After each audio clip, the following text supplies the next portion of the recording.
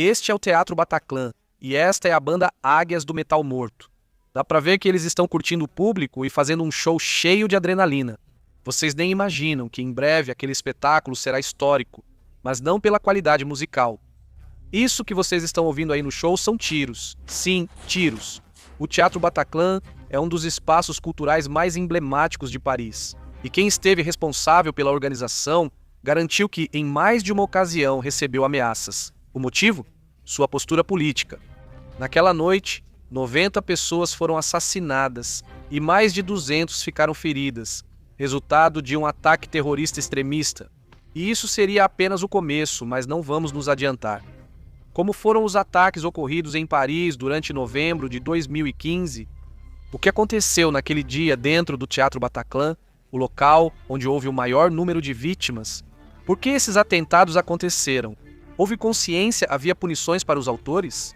Bem, para responder a essas perguntas é necessário que voltemos ao dia 13 de novembro de 2015, o dia em que houve um ataque no Teatro Bataclan. No contexto da luta internacional contra o grupo terrorista Estado Islâmico, também conhecido como ISIS, a França lançou, em 19 de setembro de 2014, uma operação militar que apoiava a coalizão internacional liderada pelos Estados Unidos. Foi assim que nasceu a chamada Operação Chamal, batizada em homenagem ao vento do noroeste que sopra sobre o Iraque e os estados do Golfo Pérsico. O objetivo era frear a expansão do grupo jihadista, que já controlava amplas áreas do Iraque, e a Síria ameaçava expandir seu domínio em um ritmo marcado pela violência e todo tipo de atrocidades. Nesse primeiro ataque, as forças francesas realizaram um bombardeio sobre a cidade iraquiana de Mossul, direcionado mais especificamente contra um depósito de armamentos pertencente ao Estado Islâmico, e ele foi completamente destruído após o impacto de 4 bombas. Segundo o gabinete do então presidente da França, François Hollande, a operação foi considerada um sucesso militar. Os ataques provocaram a morte de cerca de 75 combatentes do grupo jihadista. Além disso, foi informado que, em uma série de 4 ataques aéreos na localidade de Soumar, as forças francesas eliminaram dezenas de militantes adicionais. 2 dias depois, 2 aviões franceses forneceram apoio aéreo ao exército iraquiano nas proximidades de Bakhtisar. E nos dias seguintes, operações semelhantes foram realizadas sobre Mossul e novamente sobre a capital iraquiana.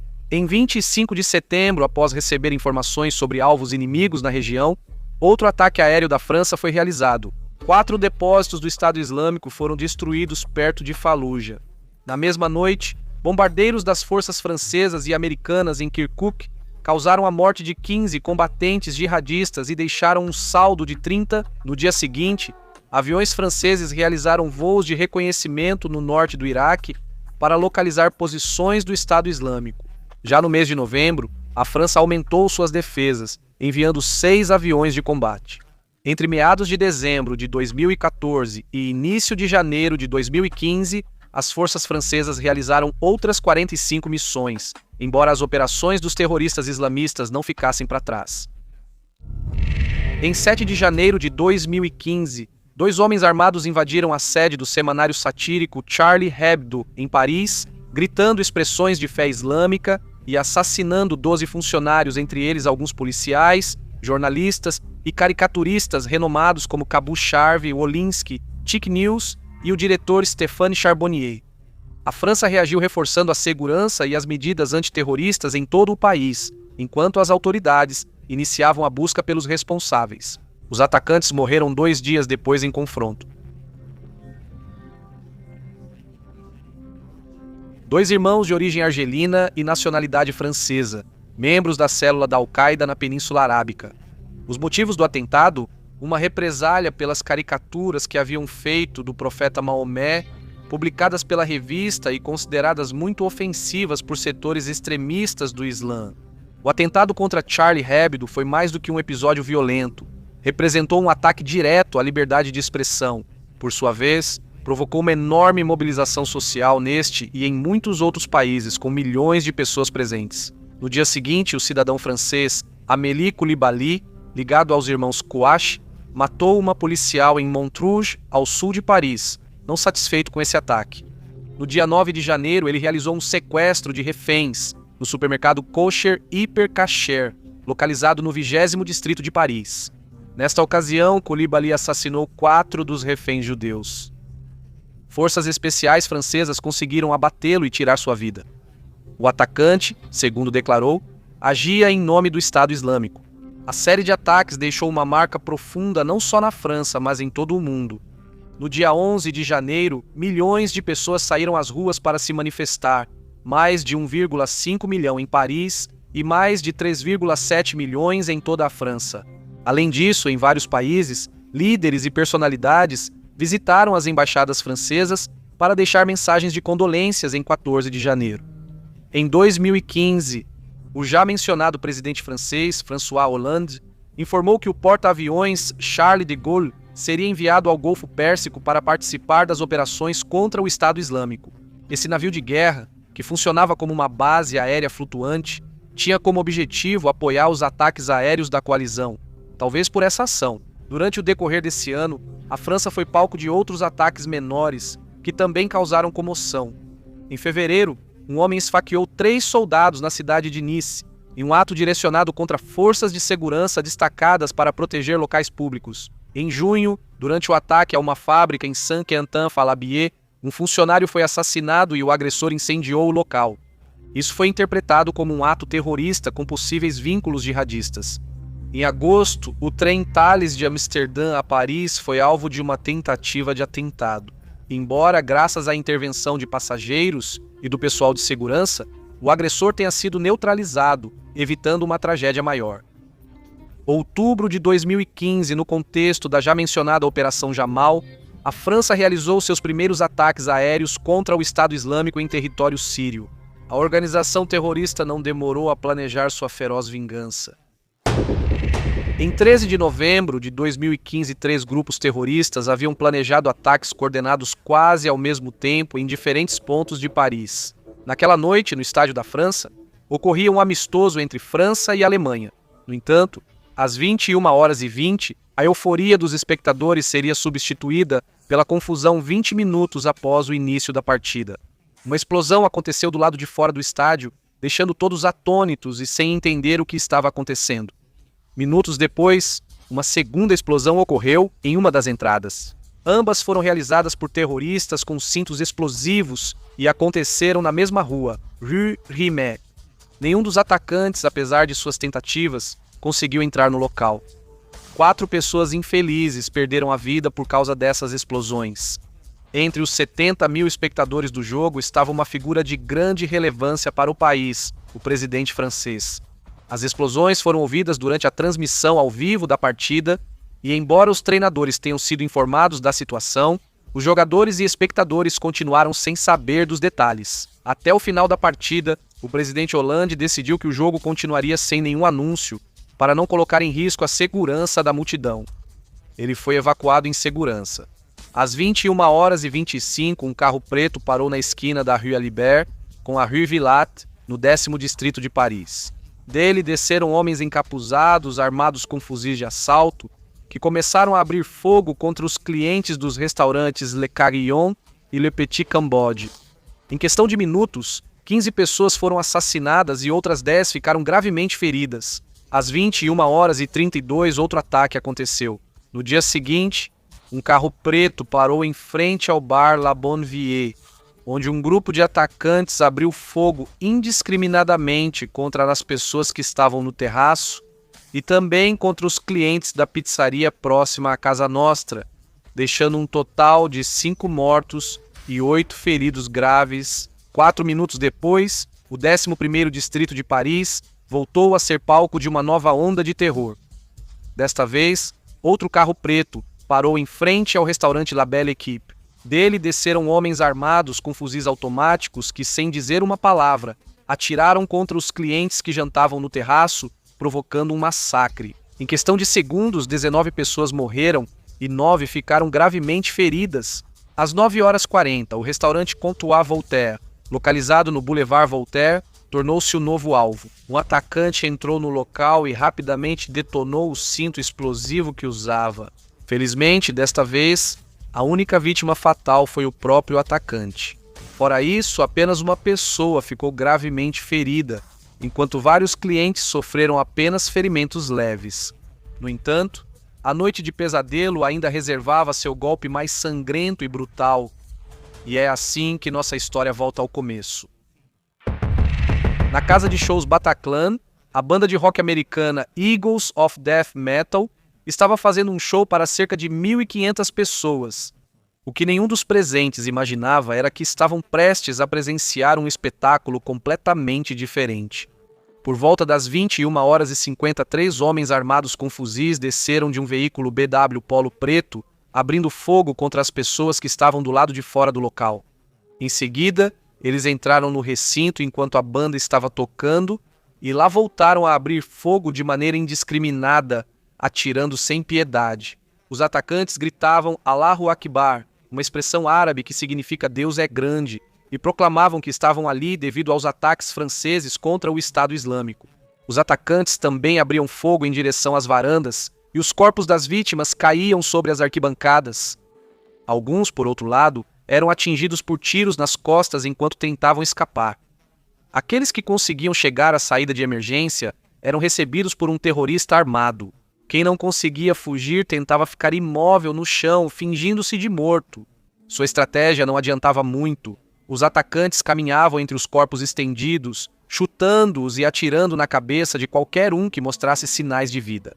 Depois de cerca de 15 minutos, 89 cadáveres estavam caídos. Vários sobreviventes sortudos conseguiram se esconder em diferentes cantos da sala, enquanto outros, mesmo baleados, conseguiram fugir pela porta dos fundos do teatro e pelas janelas. Mais tarde, os atacantes fizeram reféns e os agruparam em frente ao palco, mencionando em um breve discurso a Síria e o Iraque como parte de sua motivação. Em outro cenário, a cerca de 400 metros do já mencionado Stade de France, uma terceira explosão sacudiu a Rue de la Coquerie entre um restaurante McDonald's e o complexo esportivo. Mais de 2 horas após o início do horror, a Brigada de Investigação e Intervenção, unidade de elite da polícia francesa, invadiu a sala Bataclan. Decididos a acabar com o pesadelo e, uma vez lá dentro, o silêncio após o massacre foi interrompido por novos estrondos, embora, dessa vez, as vítimas fatais tenham sido os 3 terroristas responsáveis pelo atentado. Um deles morreu como resultado de uma combinação letal, os disparos da polícia e a detonação dos próprios explosivos. Os outros 2 ativaram seus próprios cintos explosivos e explodiram o salão mais uma vez. Além das 89 vítimas fatais, as autoridades encontraram dezenas de feridos na cena, muitos deles ainda presos entre os escombros e os cadáveres. Às 00h58, o sequestro foi dado como encerrado, com todos os reféns resgatados e ilesos. Começava uma longa madrugada de dor, com um país paralisado pela tragédia e o mundo inteiro mergulhado na consternação. A maioria das vítimas foi no ataque à casa de shows Bataclan. Os atentados de 13 de novembro deixaram um saldo de quase 130 mortos e mais de 400 feridos. Foi o ataque terrorista mais mortal na França desde a Segunda Guerra Mundial, além de um dos piores atentados terroristas no Ocidente. A tarefa de reconhecer e retirar os corpos do teatro se prolongou por 10 horas, dificultada em parte porque vários frequentadores haviam deixado seus documentos de identidade no guarda-volumes. Os ataques foram realizados por 9 terroristas em 3 grupos de 3 homens cada, todos equipados, como vimos, com coletes explosivos e cintos com detonadores idênticos. 7 dos atacantes morreram no local dos fatos, enquanto outros 2 foram abatidos 5 dias depois durante uma operação policial em Saint-Denis. Um 10º integrante, Salah Abdeslam, havia conduzido os terroristas que executaram os ataques no estádio. E embora estivesse previsto que cometesse um atentado no Distrito 18, após deixá-los, nunca o realizou. Em vez disso, livrou-se do seu colete explosivo. A maioria dos atacantes eram cidadãos franceses e belgas de origem marroquina ou argelina, enquanto outros 2 eram iraquianos. Alguns haviam aproveitado a crise migratória europeia para se moverem pelo continente sem serem detectados. Após os atentados, o presidente François Hollande pediu aos franceses que se mantivessem firmes e visitou o Teatro Bataclan, prometendo combater o terrorismo sem piedade. Naquela noite, ele liderou uma reunião de emergência do gabinete, declarou estado de emergência e recomendou que os parisienses ficassem em casa. Além disso, ele cancelou sua viagem à cúpula do G20 e no dia seguinte decretou 3 dias de luto nacional. Ele também convocou um congresso extraordinário para apresentar medidas legislativas e diplomáticas, possíveis mudanças constitucionais e o aumento das operações militares contra o Estado Islâmico. Muitos chefes de Estado e de governo, assim como a Organização das Nações Unidas, expressaram sua solidariedade e enviaram mensagens de condolências à França. Entre eles, líderes políticos, religiosos e representantes muçulmanos. O presidente sírio, Bashar al-Assad, também condenou os atentados, embora tenha destacado que o apoio da França aos grupos rebeldes na Síria favoreceu a expansão do terrorismo. Do outro lado, a Frente al-Nusra, filial síria da Al-Qaeda, celebrou os ataques, afirmando que, embora considerassem o Estado Islâmico como cães do inferno, apoiavam seus ataques contra os infiéis. No dia seguinte, todas as escolas e universidades públicas de Paris permaneceram fechadas e os eventos esportivos programados para o fim de semana foram suspensos ou cancelados. Enquanto isso, a Disneyland Paris, que operava ininterruptamente desde sua inauguração em 1992, fechou seus parques como forma de respeito às vítimas.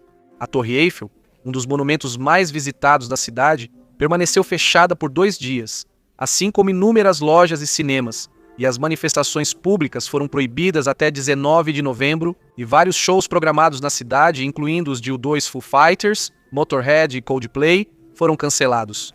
Assim como aconteceu após os ataques ao Charlie Hebdo, a Place de la République, uma praça pública emblemática localizada no centro de Paris, transformou-se em um centro de luto e homenagem. Perto do Teatro Bataclan surgiu um memorial improvisado e 2 dias após os atentados foi realizado um serviço comemorativo na Catedral de Notre-Dame, que contou com a participação de várias autoridades políticas e líderes religiosos, e foi presidido pelo arcebispo de Paris. No mesmo dia, a Força Aérea Francesa realizou o maior ataque aéreo da Operação Jamal, enviando 10 aviões para lançar 20 bombas sobre Raqqa, principal bastião do Estado Islâmico. No dia seguinte, os bombardeios continuaram na cidade, atingindo um centro de comando e um campo de treinamento do grupo extremista. Até o interesse em se alistar no exército francês aumentou, enquanto até então eram registradas entre 100 e 150 solicitações diárias. Na semana após os atentados de novembro foram feitas 1.500 inscrições. E tanto as medidas de segurança na Europa quanto o cenário político na França mudaram profundamente após esses atentados. Os atentados de 13 de novembro tiveram um impacto profundo tanto na França quanto na Europa, modificando aspectos-chave da segurança, da política e da sociedade. A França declarou estado de emergência. Isso permitiu implementar medidas mais rigorosas, como controles administrativos e vigilância reforçada, que depois foram incorporadas à legislação comum por meio de reformas legais. Além disso, as fronteiras foram fechadas temporariamente. Foram mobilizados 1.500 soldados para reforçar a polícia na manutenção da ordem em Paris, e 2 planos de contingência para tempos de emergência foram ativados imediatamente, o Plano Branco para a região de Île-de-France e o Plano Vermelho, de alcance nacional. A companhia aérea American Airlines decidiu adiar seus voos para Paris. Várias estações de metrô nos distritos 10 e 11 permaneceram fechadas como medida de segurança, e a empresa de viagens Uber suspendeu temporariamente seu serviço de transporte na cidade. Na Bélgica, a segurança na fronteira com a França foi reforçada e os controles foram aumentados. A partir de 21 de novembro de 2015, Bruxelas ficou praticamente em confinamento, com escolas, comércios e transporte público fechados e o nível de alerta terrorista elevado ao máximo. Várias cidades dos Estados Unidos reforçaram suas medidas de segurança, especialmente em áreas movimentadas, eventos esportivos, shows e sedes diplomáticas francesas. No setor militar, a França ampliou suas operações e manteve informações detalhadas e constantes com a América do Norte sobre a localização de líderes do Estado Islâmico na Síria e no Iraque, com o objetivo de rastreá-los e neutralizá-los. Essa cooperação permitiu que os ataques aéreos dos Estados Unidos eliminassem vários dos organizadores dos atentados em Paris. Os Estados Unidos apoiaram essas ações, argumentando que, se não tivessem ocorrido na França, os atentados poderiam ter acontecido em seu próprio território. A União Europeia manifestou seu apoio à França, classificando os ataques como uma agressão a toda a comunidade europeia. Foram acionados mecanismos de assistência mútua e solidariedade, fortalecendo a cooperação entre os Estados-membros em segurança e combate ao terrorismo. Os ataques provocaram um aumento das tensões, refletido em um crescimento dos incidentes islamofóbicos. Ainda assim, foram registradas inúmeras expressões de solidariedade, com manifestações de apoio tanto às vítimas quanto à comunidade muçulmana. Em 8 de setembro de 2021, começou em Paris o julgamento de 20 homens acusados de participar dos ataques de novembro de 2015, sendo 14 julgados presencialmente e 6 à revelia. Finalmente, o julgamento foi concluído em 29 de junho de 2022, com a condenação dos 20 acusados. O já mencionado Salah Abdeslam, único atacante sobrevivente, recebeu prisão perpétua sem possibilidade de liberdade condicional, enquanto 18 coacusados foram condenados por terrorismo e um por fraude menor. Os atentados de Paris deixaram uma marca profunda e inesquecível, principalmente na França e na Europa, e não apenas transformaram as medidas de segurança, mas também evidenciaram os desafios da convivência e da integração. Após o ocorrido, os debates sobre migração e integração tornaram-se mais evidentes do que nunca. E esse episódio violento nos lembra mais uma vez a importância de fortalecer os valores de liberdade, solidariedade e democracia, defendendo os direitos fundamentais diante da ameaça sempre presente do terrorismo. Ao mesmo tempo, nos mostra que esses valores podem ser relativos e muito mais complexos do que imaginamos. Em um mundo cujos conflitos há muito tempo já não podem ser resolvidos através do diálogo, inscreva-se no canal,